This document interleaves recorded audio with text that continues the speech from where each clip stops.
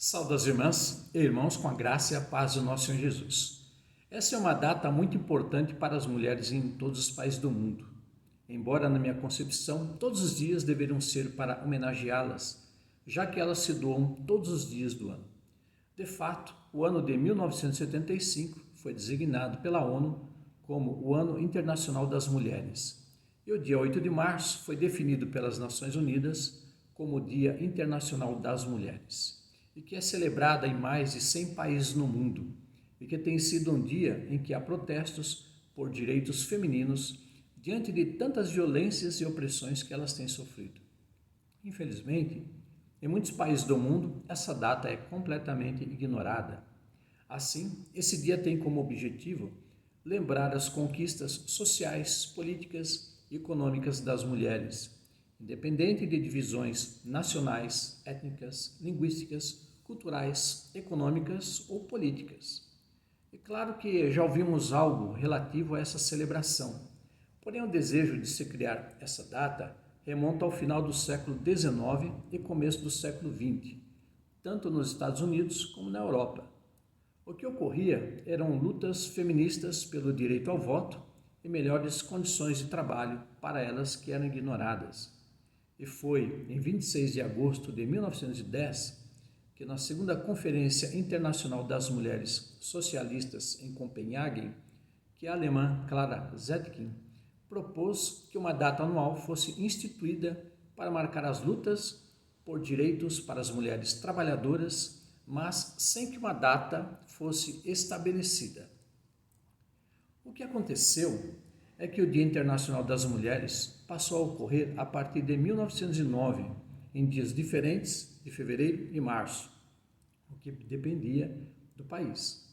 Nisso, a primeira celebração ocorreu nos Estados Unidos, em 28 de fevereiro de 1909, e o mesmo aconteceu em vários países da Europa. O curioso nessa história é que foi escolhido uma data, 8 de março, em que, em 1917, na Rússia, ainda não com regime comunista, ocorreram manifestações de mulheres trabalhadoras que lutavam por melhores condições de vida, de trabalho e contra a entrada no país na Primeira Guerra Mundial.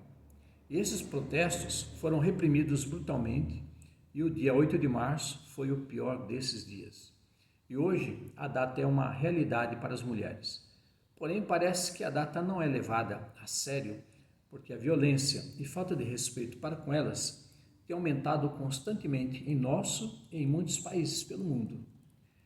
Infelizmente, tentou-se relacionar a data de 8 de março com um incêndio criminoso em março de 1857, quando 129 operárias morreram numa fábrica têxtil em Nova York, quando o dono as trancou e pôs fogo no prédio, o que não é verdade. Porém, houve um incêndio em Nova York em 25 de março de 1911, numa fábrica que vitimou 125 mulheres e 21 homens, ocasionado pelas péssimas instalações elétricas e grande quantidade de tecido.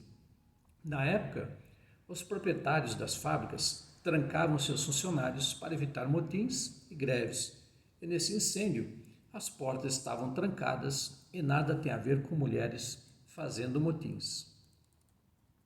Ao lermos as páginas da Bíblia Sagrada, observamos a valorização da mulher, sem que se tenha criado uma data específica para elas. É o caso em Gênesis 2, 21 a 23, de que Deus se utilizou de uma das costelas do homem para fazer uma mulher. E o que representa uma costela no corpo humano?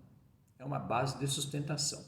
Assim, a mulher é uma base de sustentação na vida de homens, tanto como mãe e como esposa. Mas, infelizmente, as mulheres têm sido marginalizadas, indiscriminadas e estão sofrendo violências das mais diversas. No episódio de Noé, em Gênesis 8, 18 e 9, 18, observamos uma paridade na preservação da vida, onde ele, sua esposa, seus 3 filhos, Sem, Cã e Jafé, e suas 3 noras seriam salvos. Isso mostra que só foi possível a construção do barco e a preservação da vida porque houve comunhão e paridade, no qual 4 homens e 4 mulheres trabalharam bastante nessa construção, o que parece não ocorrer hoje. Também é interessante observar a valorização que Jesus deu para as mulheres de várias formas.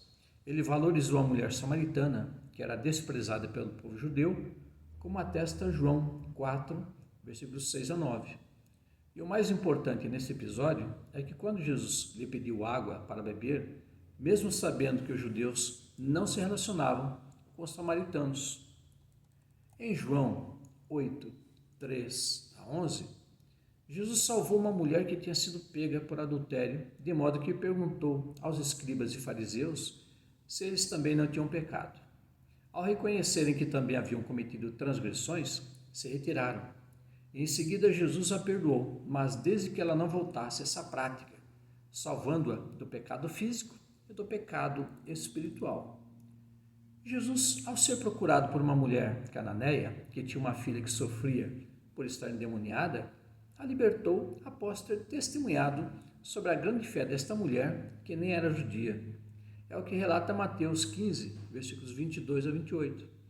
Temos também o caso de uma mulher que, tendo um fluxo de sangue por 12 anos, que nem médicos puderam ajudar no tratamento, e que, tendo gasto muito dinheiro, buscou a cura em Jesus, de forma secreta ao tocar nele, porque sabia que uma mulher nesse estado não podia tocar em alguém.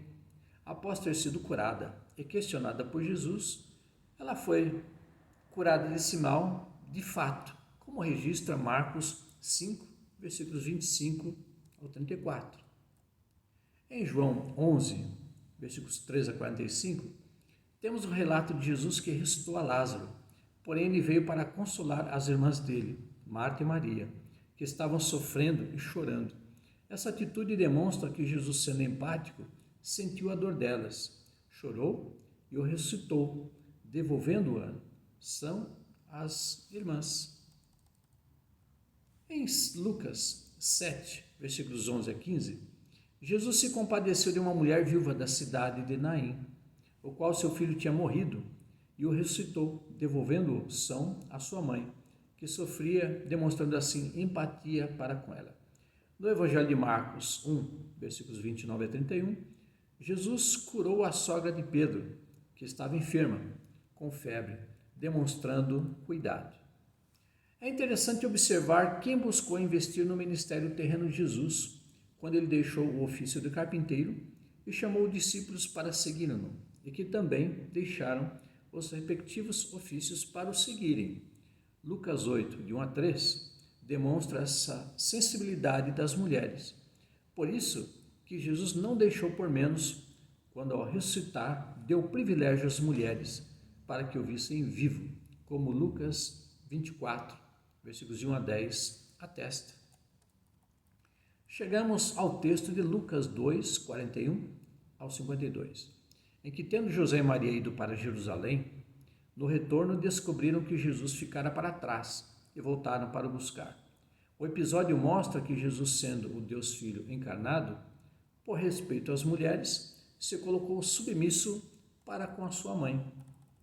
Assim, pela graça de Deus, continuemos a orar e interceder pelas mulheres e fazer o que for possível para protegê-las. Assim oremos. Obrigado, Senhor Deus, por todas as mulheres em todo o mundo que precisam muito da tua intervenção, do teu socorro, da tua providência. Há muitas mulheres que estão sofrendo, Senhor, todo tipo de violência e carecem de socorro, de auxílio. Infelizmente, muitas pessoas têm falhado e assim pedimos a tua intervenção para que possamos fazer o possível pelas mulheres, porque para nós o Dia das Mulheres deve ser todos os dias do ano e não apenas um. Assim te agradecemos nesse momento, Senhor Deus, no nome de teu Filho Jesus. Amém. Um abraço fraternal em Cristo Jesus, minhas irmãs, meus irmãos. Amém.